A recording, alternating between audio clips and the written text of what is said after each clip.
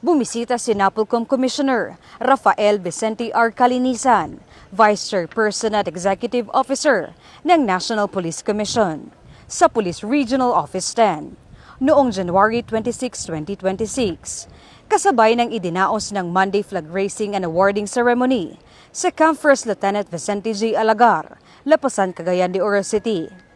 Si Commissioner Calinisan ang nagsilbing guest of honor at speaker ng okasyon at nanguna sa paggawad ng parangal sa mga natatanging tauhan ng PNP na patuloy nagpakita ng kahusayan sa kanilang tungkulin. Minarkahan ng pagbisitang ito ang pagsisimula ng opisyal na pakikipag-ugnayan ng Commissioner sa rehiyon at binigyang diin ang patuloy na pagsuporta ng Napolcom sa mahigpit na koordinasyon, aktibong pamumuno at mas pinaigting na pamamahala sa kapulisan sa Hilagang Mindanao.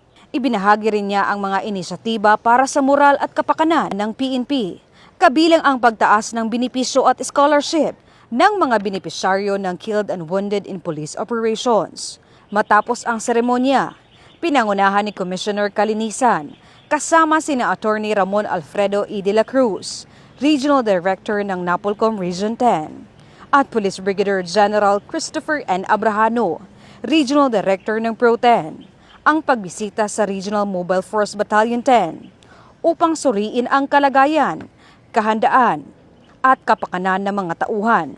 Sinundan ito ng inspeksyon sa detention facility ng Police Station 6, Cagayan de Oro City Police Office, upang tiyakin ang pagsunod sa mga pamantayan sa kustodiya at mga protokol sa seguridad. Isinagawa rin ang isang press conference kung saan tinalakay ang mahahalagang tagumpay, mga updates sa pulisya, kalagayan ng mga tauhan, mga kasong administratibo, proseso ng recruitment at ang pagsusuri ng Napolcom sa integridad at performance ng Pro-10. Mula dito sa inyong higalang pulis, Regional Office 10 Public Information Office, ako ang inyong PNN correspondent, Patrolwoman Jane Rose Bohol, alagad ng batas, tagataguyod ng Balitang Pulis.